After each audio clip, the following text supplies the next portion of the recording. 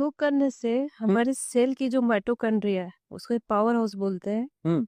वो बहुत super active हो जाती है। ये कहाँ पर होता है? ये सेल के अंदर होता सेल के अंदर? है। हाँ, सेल के अंदर बहुत सारे स्ट्रक्चर होता है, तो माइटोकॉन्ड्रिया को पावर हाउस कहा जाता है। अगर जब तक माइटोकॉन्ड्रिया अच्छे से एक्शन में नहीं रहेगा, हमारा कोई भी सेल वर्क नहीं कर सकता। अच्छा। तो योग करने से माइटोकॉन्ड्रिया का फंक्शन बहुत सुपरली एक्टिव होता है।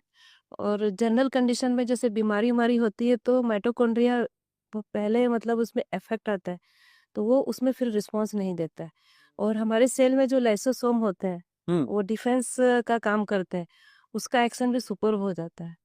और जो हमारे सेल में न्यूक्लियस होते हैं, न्यूक्लियस के अंदर जो रिबोसोम होते हैं, रिबोसोम से ही प्रोटीन का निर्माण होता है। अच्छा। तो योग करने से क्या होता है कि रिबोसोम प्रोटीन का निर्माण करता है, और ये जो प्रोटीन होते हैं इसी से ही हमारा जो पूरा डीएनए का कैरेक्टर है वो डिसाइड होता है। उस हम्म। समय न्यूक्लियस के अंदर जब रिबोसोम होता है, जब वो प्रोटीन का निर्माण कर रहा होता है, तो लगातार ध्यान करने से क्या होता है, जैसे ये जो प्रोटीन बन रहे हैं इसी से स्किन का कलर, आई का कलर, हेयर आपके कलर मतलब ब्लैक होंगे, वो होंगे। ये तो बाहर का कैरेक्टर है।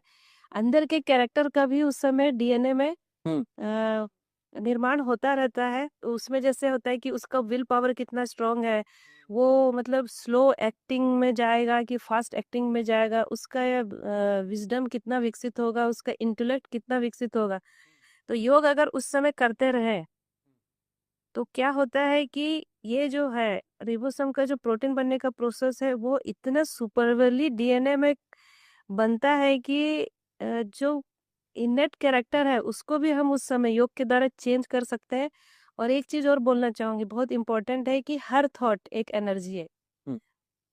तो जैसे हम कुछ विचार कर रहे हैं, तो विचार एनर्जी, उस विचार से क्या हो रहा है, हमारे ब्रेन के 100 बिलियंस न्यूरॉन्स वर्क कर रहे हैं। हम्म। वो विचार के ही एनर्जी से क्या हो रहा है, हमारे नर्वस सिस्टम में, हमारे एंडोक्राइन सिस्टम में, हमारे कार्डियोवास्कुलर सिस्टम में, हमारे जो भी बॉडी में सिस्टम चल रहे एलिमेंट्री सिस्टम में हम्म। चेंज आ रहा है। तो उसकी ससेप्टिबिलिटी इंसान की, उसकी जो ससेप्टिबिलिटी है, उसकी जो सेंसिटिविटी है, उसके हिसाब से उसके ऑर्गन में डिजीज प्रोड्यूस होता है।